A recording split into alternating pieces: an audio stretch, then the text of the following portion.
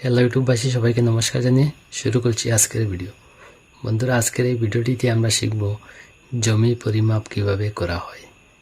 বন্ধুরা, এখানে একটি জমি দেখতে পাচ্ছেন যে জমিটির একদিকে দৈর্ঘ্য আছে 199 ফুট এবং অন্যদিকে দৈর্ঘ্য আছে 189 ফুট এবং প্রস্থ একদিকে আছে 85 ফুট এবং অন্যদিকে প্রস্থ আছে 95 ফুট।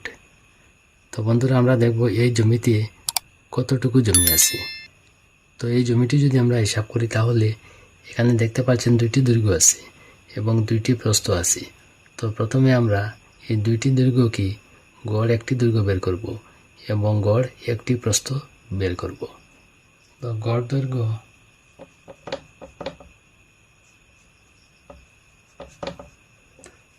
একদিকে পেলাম আমরা 199 ফুট, 199 ফুট যোগ অন্যদিকে দৈর্ঘ্য পেলাম আমরা 189 ফুট, 189 ফুট। এই দুইটি দৈর্ঘ্য যদি আমরা যোগ করে হবে 388 ফুট। এটাকে যদি আমরা গড় দৈর্ঘ্য বের করি তাহলে আমরা 2 দ্বারা ভাগ করব। তো 2 দিয়ে যদি আমরা 388কে ভাগ করে হবে 194 ফুট। এটা পেলাম আমরা এই জমিনের গড় দৈর্ঘ্য। এবার আমরা এই জমিনের গড় একটি প্রস্থ বের করব। গড় প্রস্থ একদিকে পেলাম আমরা 85 ফুট এবং অন্যদিকে প্রস্থ পেলাম আমরা 95 ফুট। এই দুইটি প্রস্থ যদি আমরা যোগ করে হবে 180 ফুট।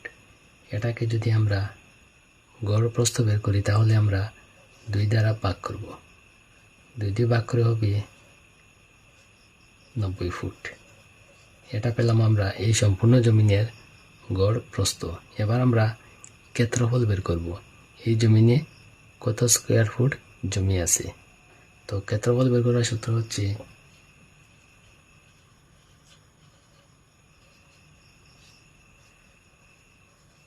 দৈর্ঘ্য পূরণ প্রস্থ। তো এই জমিনের গড় দৈর্ঘ্য পেলাম আমরা 194 ফুট আর এই জমিনের গড় প্রস্থ পেলাম আমরা 90 ফুট। দৈর্ঘ্য এবং প্রস্থ যদি আমরা গুণ করে হবে 17,460 বর্গ ফুট। এটা পেলাম আমরা এই সম্পূর্ণ জমিনের ক্ষেত্রফল 17,460 বর্গ ফুট। এবার আমরা দেখব এই জমিনে কত বিঘা, কত কাঠা, কত শতক জমি আছে। তো এটা জানতে হলে আমরা এই সূত্রগুলো জানতে হবে। যেমন 1 বিঘা সমান হচ্ছে 14,400 বর্গ ফুট। তো এই সম্পূর্ণ জমিনের ক্ষেত্রফল পেলাম আমরা 17,460 বর্গ ফুট। আর 1 বিঘা জমির ক্ষেত্রফল পেলাম আমরা 14,400 বর্গ ফুট। তো 14,400 দিয়ে যদি আমরা 17,460কে ভাগ করি তাহলে এই সংখ্যার উপর কয়বার যাবে? 14,400 বর্গ ফুট। তো 14,400 দিয়ে যদি এই সংখ্যার উপর আমরা ভাগ করি তাহলে একবার যাবে। 14,400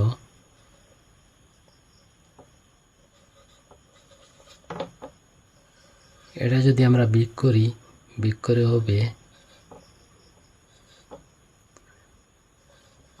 3,060। এটা পেলাম আমরা মাইনাস। তো আমরা এখানে 1 বিঘা বের করে নিলাম। এবার আমরা কাঠা বের করব। তো 1 কাঠা সমান 720 বর্গ ফুট।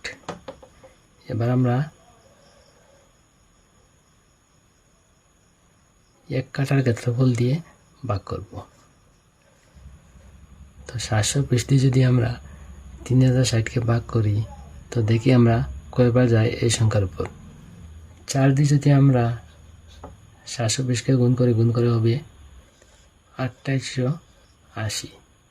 এটা যদি আমরা বিয়োগ করে হবে 0 8 1। তো আমরা এখানে 4 কাটা পেলাম। এবার আমরা বের করব চটাক। তো 1 চটাক সমান হচ্ছে 45 বর্গফুট।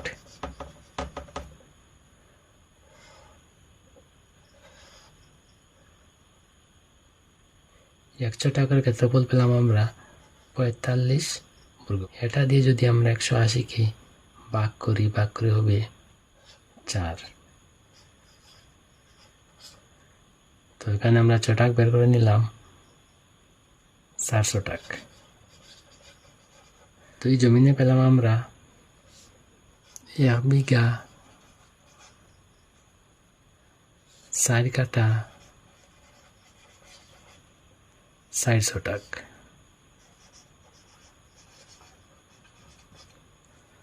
তো আশা করি বুঝতে পারছেন জমির হিসাব কিভাবে করা হয়। তো বন্ধুরা, আজকে ভিডিও এখানে শেষ। পরবর্তী ভিডিও নোটিফিকেশন পাওয়ার জন্য চ্যানেলটি অবশ্যই সাবস্ক্রাইব করবেন। ধন্যবাদ।